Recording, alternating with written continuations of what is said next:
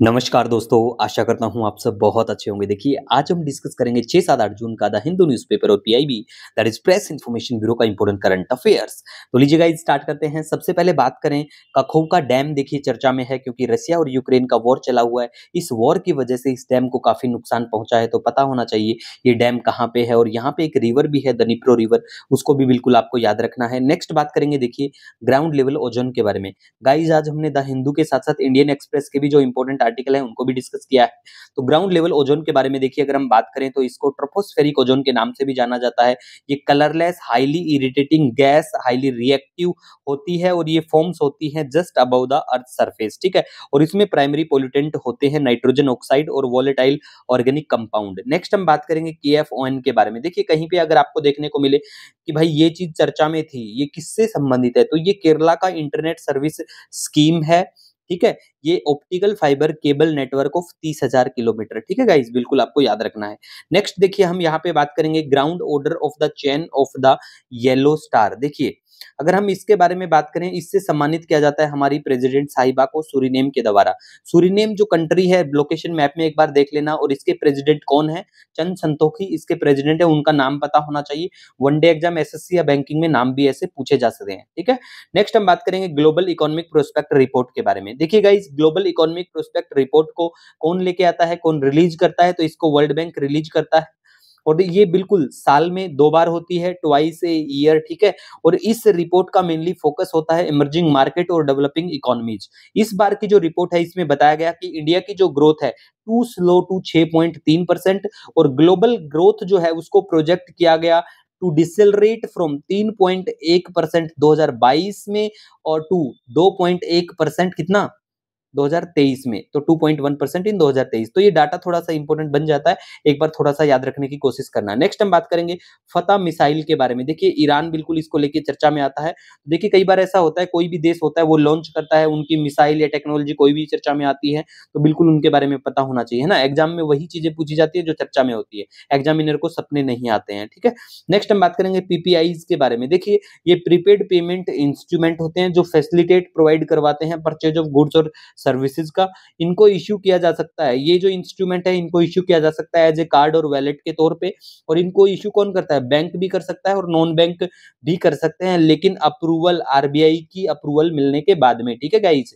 चर्चा में इसीलिए आते हैं। देखिए डिपॉजिट इंश्योरेंस के बारे में गाइज हम अगर बात करें ना, डिपॉजिट इंश्योरेंस कवर के बारे में, तो अभी के लिए हमारे जो बैंक के डिपॉजिट होते हैं उसको ये कवर मिलता है, लेकिन अब ये जो प्रीपेड पेमेंट इंस्ट्रूमेंट है इनको भी मिलने लग जाएगा। कोई कमेटी बैठी है अभी, तो देखते हैं डिसीजन क्या कुछ होता है, इसीलिए हमें इनके बारे में थोड़ा सा पता होना चाहिए, ठीक है? नेक्स्ट हम गाइज यहाँ पे बात करेंगे देखिए exploration of coal and lignite scheme के बारे में। देखिए ये जो स्कीम है बिल्कुल सेंट्रल सेक्टर स्कीम है। और दूसरा देखिए प्यारा भारत जो है, अभी के लिए चर्चा में ये स्कीम इसी वजह से आती है कि इसको एक्सटेंड कर दिया जाता है। प्यारा भारत जो है वो सेकंड लार्जेस्ट प्रोड्यूसर और कंज्यूमर है, ठीक है? कोल की अगर बात करें तो फोर्थ लार्जेस्ट रिजर्व है वर्ल्ड के, अगर हम बात करें तो प्यारे भारत में। देखिए कहीं पे आपको फिफ्थ लार्जेस्ट रिजर्व भी मिलेगा, कहीं पे थर्ड भी देखने को मिल सकता है, लेकिन ये डाटा विकिपीडिया का है बिल्कुल। और देखिए ये डाटा जब भी आप कोई एग्जाम देने जाएं तो उससे पहले एक बार थोड़ा सा सर्च कर लेना, डाटा चेंज होता रहता है, ठीक है guys? Coal capital of India के बारे में बात करें, धनबाद है बिल्कुल। और देखिए हमारे देश में सबसे ज्यादा अगर हम कोल की बात करें ना तो गोंडवाना टाइप का कोल पाया जाता है बिल्कुल। तो देखिए एंथ्रासाइट जो है generally not found in Gondwana coal field, ये बिल्कुल याद रखना है। और फर्स्ट कोल माइन हमारे देश में 1774 में रानीगंज वेस्ट बंगाल के यहाँ पे। और कोल इंडस्ट्री नेशनलाइज कब होती है? 1973-74 में होती है, ये भी बिल्कुल आपको याद रखना है। इंपोर्टेंट फैक्ट जो भी कोल से रिलेटेड है पता होना चाहिए। नेक्स्ट हम बात करेंगे आईबीबीआई की जो चेयरपर्सन है कौन है? रवि मित्तल है आईबीबीआई के चेयरपर्सन। आईबीबीआई क्या है नए बच्चों के लिए? Insolvency and bankruptcy board of India है, याद रखना है। नेक्स्ट हम बात करेंगे स्टेट फूड सेफ्टी इंडेक्स के बारे में। तो देखिए guys state food safety index की अगर हम बात करें तो इसको कौन रिलीज करता है? एफएसएसएआई लेके आता है। ये क्या है भैया? एफएसएसआई के बारे में बात करें, ये फूड सेफ्टी और स्टैंडर्ड अथॉरिटी ऑफ इंडिया है। हजार बार हम लोग इसके बारे में डिस्कस कर चुके हैं। ये एक स्टैट्यूटरी बॉडी है, स्टैब्लिश्ड होती है under ministry of health and family welfare के। और कौन से एक्ट के तहत ये होती है? फूड सेफ्टी स्टैंडर्ड एक्ट 2004 6 के तहत, ठीक है? तो पता होना चाहिए इसके बारे में आपको, ठीक है गाइज़? और देखिए एफएसएसआई जो है ना, इसका एक इनिशिएटिव भी है जिसका नाम है रैपिड फूड टेस्टिंग किट। कहीं पे देखने को मिले कि भाई रैपिड फूड टेस्टिंग किट कौन से क्या ऑर्गेनाइजेशन से संबंधित है, तो बिल्कुल पता होना चाहिए एफएसएसआई, ठीक है? तो रिसेंटली ये जो स्टेट फूड सेफ्टी इंडेक्स आती है, इसमें रैंकिंग दी जाती है। लार्ज स्टेट की बात करें तो उसमें कौन टॉप करता है? केरल करता है, उसके बाद पंजाब आता है। स्मॉल स्टेट की बात करें तो उसमें गोवा आता है, मणिपुर आता है। इतना कुछ खास मुझे नहीं लगता पूछे जाने की संभावना हो, लेकिन आपको ये जरूर पता होना चाहिए कौन सा क्या ऑर्गेनाइजेशन इस रिपोर्ट को लेके आता है, ठीक है गाइज? नेक्स्ट हम बात करेंगे, देखिए इंटरनेशनल सोलर अलायंस बिल्कुल चर्चा में है। तो इसको कौन लेके आता है? कौन से 2 देश होते हैं जो इसको लेके आने के पीछे होते हैं? उनका नाम है इंडिया और फ्रांस। ठीक है गाइज़? और देखिए all member of United nation eligible हैं इसको ज्वाइन करने के लिए, कर सकते हैं टुवर्ड्स 1000 स्ट्रेटजी। कहीं पे देखने को मिले कि भाई ये स्ट्रेटजी किस चीज़ से संबंधित है, तो ये बिल्कुल इंटरनेशनल सोलर अलायंस से रिलेटेड है। ये आपको याद रखना है और ये निकल के कब आता है? 2015 में COP 21 पेरिस में होता है। कॉन्फ्रेंस ऑफ पार्टीज़ की जो मीटिंग है 21वीं पेरिस के यहाँ पे 2015 में, तब ये निकल के आता है। और इसका हेडक्वार्टर कहाँ पे है? इंडिया में है, याद रखना है। कहाँ पे है? कमेंट करके जरूर बताना चाहिए आपको, ठीक है? इंडिया में गुड़गांव, बेंगलुरु कहाँ पे है?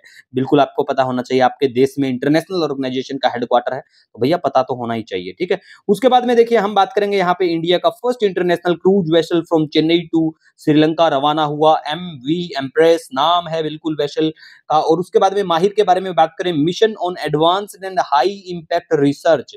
ये किस चीज के लिए है? ये है भाई इमर्जिंग टेक्नोलॉजी से संबंधित है, पावर सेक्टर के लिए, ठीक है? तो ये थोड़ा सा याद रखना है। उसके बाद में देखिए गाइस, कुछ आर्टिकल हमने यहाँ पे आज डिस्कस नहीं कर पाए, कल का जो डिस्कशन होगा उसमें हम लोग इंक्लूड करेंगे। जैसे देखिए मानसून जो है, मानसून है, साइक्लोन है, 1000 बार डिस्कस कर चुके हैं, एनसीईआरटी में भी आप पढ़ोगे। उसके बाद में देखिए NRIF जो है, NIRF रैंकिंग जो आती है, ठीक है, नेशनल इंस्टीट्यूशनल रैंकिंग फ्रेमवर्क जो होता है, ठीक है, उसमें IIT मद्रास जो है टॉप इंस्टीट्यूशन है ओवरऑल रैंकिंग के बारे में अगर हम बात करें।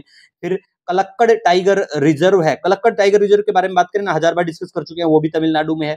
उसके बाद में देखिए मिलियंस लोग हैं ना वो डिस्प्लेस हुए हैं इंटरनली, अगर हम बात करें तो बुर्किना फासो में वॉयलेंस की वजह से। कल इसको डिस्कस किया जाएगा, हमारे वाला जो कल वाला हम लोग करेंगे ना उसमें बिल्कुल इसको नोट डाउन किया जाएगा। उसके बाद में देखिए स्टॉप द बोट, बिल्कुल बहुत अच्छी टर्मिनोलॉजी है, स्टॉप द बोट। पूछा जाए भाई स्टॉप द बोट रिसेंटली चर्चा में था, कौन से देश से संबंधित है? तो भैया नाव के जरिए यूके में जब लोग घुसते हैं ना, तो वहां का जो भाई जो ऋषि सुनक साहब है उन्होंने बोला कि भाई नहीं घुसने दूंगा, तो यूके से संबंधित है स्टॉप द बोट्स। हरदी हमाज ये इसराइल के वहां पे इशू चला रहता है। इसी के साथ देखिए गाइज, अगर आपका कोई सजेशन कोई सुझाव होता है, नो डाउट आप मुझे कमेंट या मेल कर सकते हैं। मिलेंगे एक नए वीडियो लेक्चर के साथ, तब तक के लिए हैव ए ऑसम डे।